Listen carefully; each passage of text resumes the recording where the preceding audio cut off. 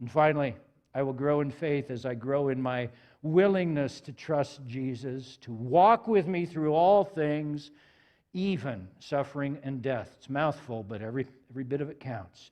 The story of David and Goliath is not in our Bibles to tell us that the life of faith is always one great victory after another, and that it will always lead to prosperity and healing and your best life now. And you'll never suffer. And the reason I point this out is that there is a small but very significant core of the wider church that teaches this false doctrine. Yes, faith can move mountains, just like Jesus said. It will change your life for the better. It changed our life. But not one of us gets out of this world alive. And the last time I looked, Jesus said that we are to pick up our cross monthly. Pick up your cross daily. And the last time I looked, the cross was an emblem of suffering. For a couple of years in college, I went to a church that taught that heretical message, that faith always heals, always brings to prosperity, always gives you your best life now. And if it's not, then it's your faith that's the problem. And they always quoted these verses in Hebrews 11 in their preaching. Here's what they always teach. Hebrews 11 is called the Hall of Fame of Faith. Great chapter. You got to read it this week. But they'd read these particular verses. And don't flash to the second screen until I ask for it. Okay, Larkin.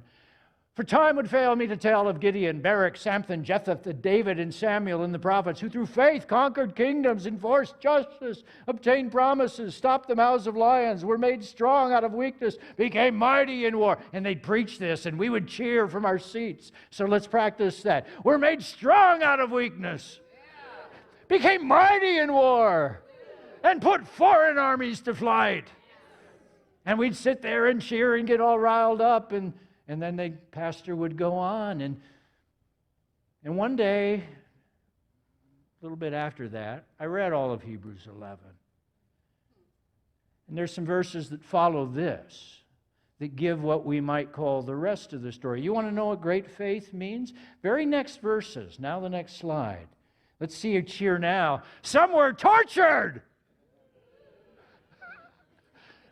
refusing to accept release so that they might rise to a better life. Others suffered mocking and flogging. Even chains and imprisonment. They went about in skins of sheep and goats, destitute, afflicted, mistreated, of whom the world was not worthy.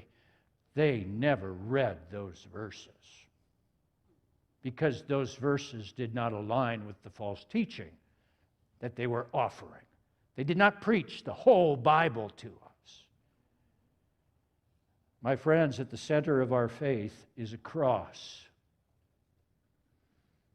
And the cross, as we said, is an emblem of suffering. And we all must bear the cross of suffering in our life. How will we bear that cross without it crushing us? We've been saying it all morning. By faith.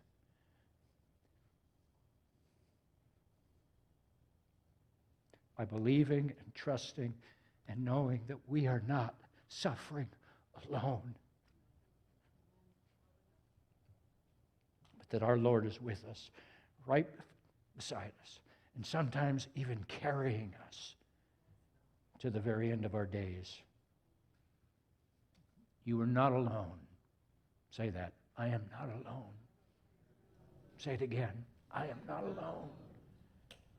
Jesus is there beside you now. So believe in him, receive him, and follow him the rest of your life.